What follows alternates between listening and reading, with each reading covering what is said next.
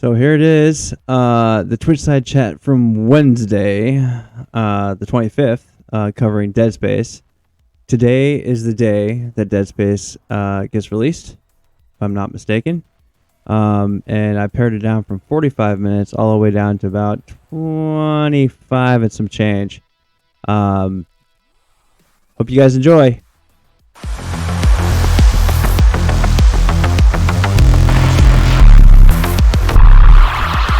Some music down just a little bit. How you guys doing? So here we are. We're going to be doing episode 3 of our Twitchside chat. Still got to do a bunch of editing on Twitchside episode 2, so I need to actually publish that first on YouTube. But the topic for today is going to be the upcoming release of Deadspace. Yeah, Deadspace. Just straight up Deadspace. I've got my cohort in crime coming. He's fighting traffic, whatever. I'm sure he's got some pretty good input because he's looking forward to the same game as I am. And also, I have another guest here as well, my fellow Altered Edge content creator, Geek Ranger. So this helmet here reminds me of a game called How to Survive. It was an isometric zombie game that was free on the Xbox. I think it came out on Xbox 360. I'm not entirely sure, but they have like the How to Survive warning, and they have this Russian dude using a welding helmet that just reminds me of this. But anyway, moving on. One thing I want to quickly point out: if you look at the picture for the game on Steam, it has more of the classic style helmet. Oh, it does. So I think what we're seeing in that video is not Kerbal Space Program, but rather a variation helmet, or it might very well could have been like an early test build that they just forgot to update, because that happens sometimes. Yeah. I'm getting ahead of myself. Dude, just seeing this picture. All right, hang on. Oh, I can't blow it up. Can I blow it up? No, I can't blow it up. Shit. I mean, something's certainly blowing up in that picture. Oh man, it gets me so freaking excited. Anyway, so yeah, that's a good point. So the next thing I got on this little bullet point thing is the one-shot camera. Apparently, it's taking a cue, I guess, or I don't know if it's a cue really, because Deadspace has been in development for quite some time. But just like how God of War Ragnarok has done the do with the one-shot camera and no loading times, it worked really well. I mean, they hid some loading screens or whatever through just you walking through an area, but it was really nice, and that's going to really help out with the immersion of the game for sure. It just looks really smooth. It looks good. And that looked good, man. That looked real good. Yeah. Just no loading screens. That's, man. One continuous shot. Dude, that's going to be good for streaming, in my opinion. It is. But something that I kind of will miss from the first Dead Space is that finality between the levels, because when you were going through, when you're going through each of the chapters, right, and you get to the train station and you're like, okay, this, I have a chance to breathe. Yeah, you are able to, I guess you're able to play more because you're able to have more of that mental recovery. Whereas if you're going at it constantly, I feel like you feel you can't go back. Yeah. Mm-hmm. Well, it is they got a tram system in there, but you can unlock tram points and you can fast travel in between those tram points, which suggests to me that once you clear out an area and do whatever you got to do, you can actually go back, almost like a Metroidvania thing. Which would be very nice for the purpose of collecting all of the voice logs, because that's something that in my run of Dead Space 2, for a little while I was doing it on stream, I'm like, I'm gonna try to go through and collect all the logs, and then I'm like, well, they got a security. Well, remember the security clearance level? Yeah. Okay, they're gonna have like security clearances you're not gonna be able to get to right out of the box. in the first area. Yeah. And like places where you would get like power ups to like I think it was telekinesis or whatever. Instead of you getting that power, that mod or whatever the hell, I forgot what it was called. Kinesis and stasis. Yeah, stasis. One of those powers gets actually swapped out for the pulse rifle. What? Yeah. It's not a straight up remake. It is remade. You know what I mean? It's got the same story, and they fleshed out a lot of the characters. And instead of having like holotapes or whatever, they're actually injecting full-fledged characters and good character models. So that's dope. That's, man, this has got me pumped. I've never been so pumped for a remake ever, and that's saying something in this this mental wasteland that has been the gaming industry for the past 10 years. So, so the one-shot camera. Wow, we covered a lot of ground there. So there's the one-shot camera. I love it. Oh my god, look at that. So, from what I remember, Dead Space 1 had 0G or low G environments, and you had to go out there, and it was more of a like on rails. It felt you were on rails going, and the game was directing you to a specific spot, because the controls really didn't facilitate a full 360-degree XYZ axis movement. You know what I mean? It was very stiff. But for all intents and purposes, it looks like that here. And just that looks, oh my god, I'm getting chills just watching this thing, because I remember the atmosphere. It's nuts. Oh god, look at that. Oh, the Ishimura, man. Oh my god. The Ishimura bridge, and it's just the spaceship design.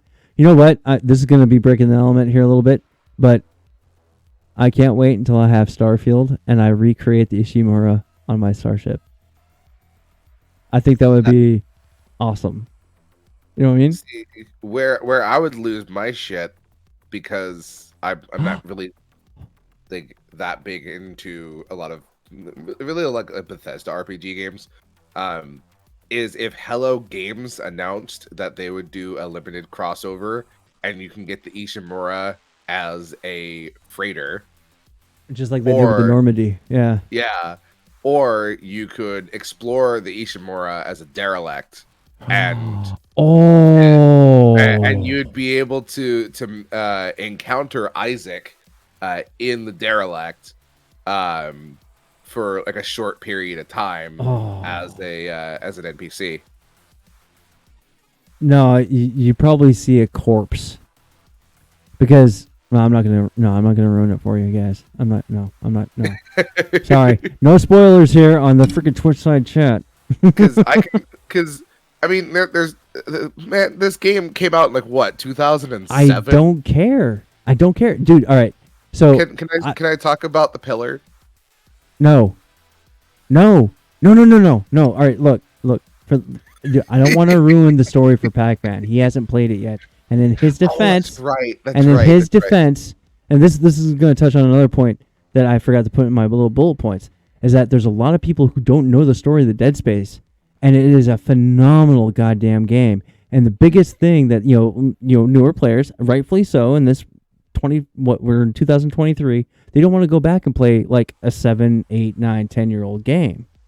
And I understand the reasoning for that. It's like, goddamn, but no, it's there's enough here for both new and older players to really appreciate it, and I'm really hoping that they handle it right. So, yeah, I'm not gonna ruin the plot twists and turns. I mean, M. Night Shyamalan needs to play this game and live in it before he comes out with another movie.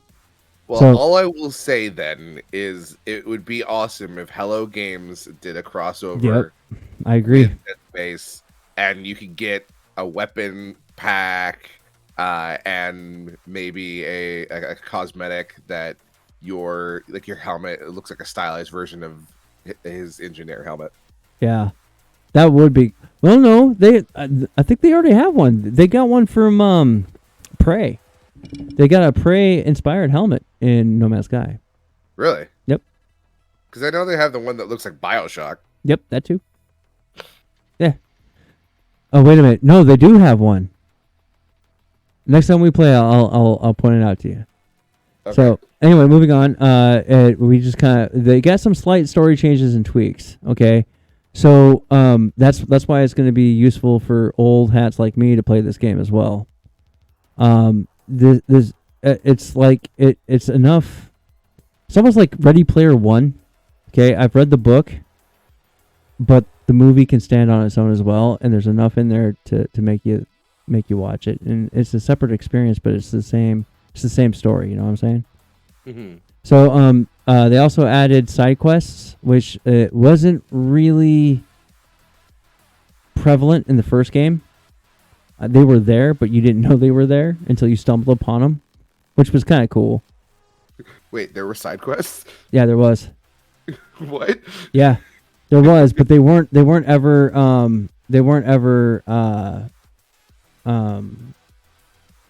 like explicitly indicated to you. You know what I mean?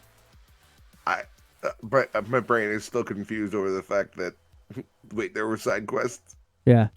So they changed some scenes as well. I do know that there was a very high octane, oh my god, I can't believe that just fucking happened scene. And you see somebody get got. And then you have to make your way into that area where they got. And, they changed that so that there's no window in between you and the getting. Oh. So yeah. you're in the action. Uh-huh. Yeah. Ooh, I like that. I like that change. Because something that bothered me about Borderlands 3 a lot was the fact that, you were in the room, but you were just watching everything happen. And when you couldn't react to it, be part of it. Yeah, when certain characters died or lost their powers, and you're just standing there, and you're just like, my character could have done something. Right. My character could have used their power, used their gun, used a grenade, done something, and they could have been the one that died or gotten injured. But no, we're just going to watch two of the most powerful characters in the entirety of Borderlands get stripped of their abilities and get murdered for no reason. Yeah. Oh, whoops. Yeah. So there's that, and then so they also changed some of the weapons, or at least the alternate fire groups of the weapons. I'm not going to drill down too much on that because I didn't know. In my playthroughs, I never messed around with any other weapon other than just the basic one, the cutter, the plasma cutter. Yeah, I had no need for it. There are some really cool weapons in there, and they redesigned some of them, but for the most part, they're going to pretty much serve the same purposes. Okay. They also changed up the UI and the map. The map used to be 3-dimensional, and it was a bitch to really make heads or tails of for me anyway. And they made it more of a 2-dimensional style. The UI. Now let's not get it twisted. The UI for the original Dead Space was dope as shit, but as you can see, there is no UI whatever. Their UI is on your backpack. It's on your gun. It's on a bunch of stuff. I mean, this is like perfect. It's all about that immersion. And let me tell you something. You're gonna want later on to stay in corridors. So, yeah. I don't know, there's weapon changes and shit like that. Whatever. Some important things to go over. Yeah. One thing that I'm really super stoked on, because I'm just a space case anyway, is the zero gravity. I mean, I see where was it? Zero gravity, man. Walking around like that, and you got mag boots and shit, dude. That's straight out of most sci-fi shit that I've been watching. And one of the things that was done, and I just recently discovered that Geek Ranger has not played Mass Effect. He's got the software. He just needs to do his homework. I'm sorry, I'll do it, okay? But there was a point where the Normandy just totally gets shreked. And you, as Shepard, have to go through a completely destroyed, open-to-space compartment on the Normandy itself. And this is going to sound ironic, and I mean it with the utmost of my heart. I fucking love that. It was very atmospheric when you went into that no atmosphere having quarters, and things are just, it made you feel you were there. There was no sound because there's no one can hear you scream in space, and you just went through, and it was very high octane because you see shit, and seeing something like that in this game is amazeballs. Let me try to find, yeah. So not only are you going through zero gravity areas inside the Ishimura, you're actually going to be on the outside of the ship as well. Yeah. And for any of y'all who've seen the movie Gravity, she doesn't know she's my girlfriend yet, but Sandra Bullock, yum. She was a good, that was the amount, the way she portrayed herself out in space with no way to get back, and the laws of motion and shit like that. I was like, hey, Pac-Man, I see you there, I see you on stream. If you got your phone in front of you, you should be in front of your computer. He's probably booting it up. Oh, there he is. He's coming. Well, make sure you have a towel. No, man, we don't waste shit like that around here. So, God. Oh God, the implications. Hey, man, I'm like one of them old school Pixar movies that has just a little bit of adult humor in it that flies right over the kids' freaking heads, but the parents are still getting the humor, and then the kid says, "Daddy, what's so funny?" Nothing. I just want to point out the irony of timing. You say that, right? And just then you have Kush Kings 317 in your chat. Hey, Kush King, what's up, man? That could not have been timed any more perfectly. I that beautiful. Oh yeah. So we got Kish, we got Kush. Yeah, man. Wait a minute. Kush King 317. Is that the Kush King that I know? Anyway, Ranger, I guess up next to talk about is the so-called peeling system. Mm-hmm. They added more layers. Like, for those of you who don't know, oh, by the way, I just want to show this part off. This is like an extra element right over here where you see Z to land or whatever in 60 point, looks like, 72 seconds. That's like, thruster usage and shit. So that's part of the UI. And it's really well done. I'm glad they didn't revamp that shit, because if they did and they screwed it up, I'd be epically pissed. Yeah, Pac-Man, come on down to Chaos and Sanity there on Discord, man, if you would.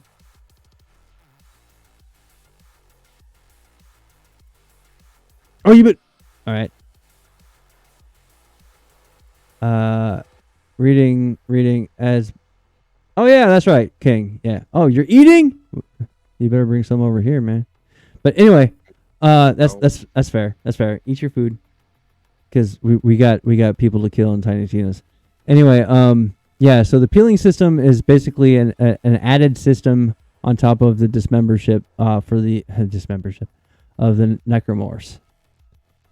They can't hit you if they have no arms, right? Makes sense. Mm-hmm. But apparently you can destroy more than just their arms. Apparently you can peel away actual. Yeah, that picture right there, that one sticks out to me the most. Let me blow this up a little sec. So it's like you're peeling away subdermal layers and possibly doing more damage to the substructure of their core. It's pretty fucking gruesome, to be honest. Yeah. But you're gonna feel justified in doing that because you're defending your sanity. I really like that idea. So anyway, Ranger. Yes. Anything to add? Honestly, it's just an improvement over what was already a really good system in the first game. Something that I really value from the first game that not many games, especially around that time, took advantage of was stuff like that. Like Dead Space had a really good, peeling system or dismemberment system. Left 4 Dead had a really good dismemberment system. I think Dead Island is starting to have upgrades to that system, and I've always valued being able to do that because I love seeing like the gushy bits. I love seeing being able to blow off a finger and watching it fly across and the blood trail squirt across the concrete. It's poetry in motion. It is. So I love it. I'm excited for it, and what I want to do, I want to get the flamethrower and watch as the flesh crispies. Barbecue. Well, that's one of the things I liked about Dead Island. But anyway, there's 2 more things that we got to cover on this, and then we're gonna put that on a bow, and I'm gonna probably throw that into DaVinci software. But there's circuit breakers. Okay, now with circuit breakers, Isaac is an engineer, right? He's like, he should be able to fix some shit, right? Yeah. And they have this thing where you have to power up a segment of the Ishimura, and you have to make a choice. Do you want lights, or do you want oxygen? Oh. It's going to force you to make a choice, and that choice is going to change how you play through the upcoming segment. And to me, I think that's a very smart way of implementing. Oh wait, no, don't get ahead of me. Shut up, go away. And I think that's a very good way of forcing, not forcing, wrong word, but enhancing like a replayability value, or to retrace your steps and go back and get things that you might have missed. Which leads me to the next point. The way Dead Space 1 played, it was in chapters. Yeah. And when you were done with the chapters, you got in the tram and you GTFO to the next point and to the next anxiety and thrilling segment of the game. In this game, there is a tram, but it's not like that where once you unlock a tram fast travel point, you can fast travel back to places you've already been. Now, as far as the area you've already been is already cleared of monsters, I highly, highly doubt that's not going to be a thing, because one of the biggest things I remember is there's no such thing as a safe place on the Ishimura. Oh God, I am having war flashbacks. Right? I'm going down a corridor and be like, all right, well, I sincerely hope I don't get my booty hole wrecked. Yeah, no. Or how about, I was like, oh, there's a vending machine here. I'm going to turn in some points. And you get in there and all you see is just the freaking thing, and you hear the sounds of necromorphs behind you. And you're like, I'm not fucking safe here. Oh my God. And you turn around and sure as shit, there they are coming through the vents. I think one of my favorite all-time moments with the game, which just further adds to how well they did with the atmosphere and like the creeping intensity. I won't spoil the plot. Thank you. But there was a section where you walked into a room, there was something playing, and the entire time I am shitting myself because I'm like, something is going to happen here. I can't be safe. This can't be a safe room. But the room was safe, and I was so terrified that the moment I opened the door, that something was gonna get me. But no, I was fine until I walked to the end of the corridor, and then it's like, oh yeah, by the way, here's like everything happening at once. Yeah, and you have a limited amount of time to do it. Good luck. I'm like, oh man, pucker factor ramped up to 1,000. Yeah, like, oh my God. Okay, so that's gonna segue into the next and last thing I've got for you guys. Okay, you like directors, right? You know what directors do for a movie, right? Yeah, I majored in film. All right, cool. How about having a digital intensity director? You know what that is? I'm guessing it's gonna be like Grounded's arachnophobia mode. No, no, no, no, no, no, no. You don't have control over this director. This director says, you are being way too calm and collected and methodical with this shit. We're going to throw more stuff at you. No. Huh? Yeah. Oh, Jesus Christ. My From Washington to you, how you like dem apples? my 13-year-old self could never. Jesus Christ. When I first played Dead Space, I had just decided, I had just finished the demo, and I was like, you know what? I have Microsoft points back when those were a thing. Yeah. I want to spend them on a new game, and this Dead Space game looked fun. I asked one of my buddies, "This is fun," and they're like, "Yeah, I guess." And so I tried out the demo. I had a great time with it because it was super spooky. And I'm like, you know what? I'm a big boy. I can do this. It took me an hour and a half per chapter because I walked my ass so slowly through every corridor because the game just kept scaring me. And this is, keep in mind, while I was waiting for this to download on slow ass internet on the Xbox 360, I had watched like 2 or 3 episodes of Ghost Adventures, so I'm already terrified. Well, so Phasmophobia, you're not scared of. Phasmophobia scares me sometimes. I'm not gonna lie. All right. That's fair. So anyway, that's pretty much all I got for you guys. I stand corrected. It's not going to be on Xbox Game Pass. Well, maybe it will, but only for X and S. They've got some Game Pass games that are only exclusive to those consoles. From what I could see, it is not going to be on Game Pass. Eventually, it might be because it will be part of EA Play. That's what I'm thinking. But anyway, it's going to be released January 27th. So I thought about maybe talking about the Harry Potter game that's going to be coming out literally in a couple days. But if you pre-order, you get it early. Yeah. Yeah, Pac-Man, how you doing? How's your food, bro? Thanks for coming in at the last minute. It was all right.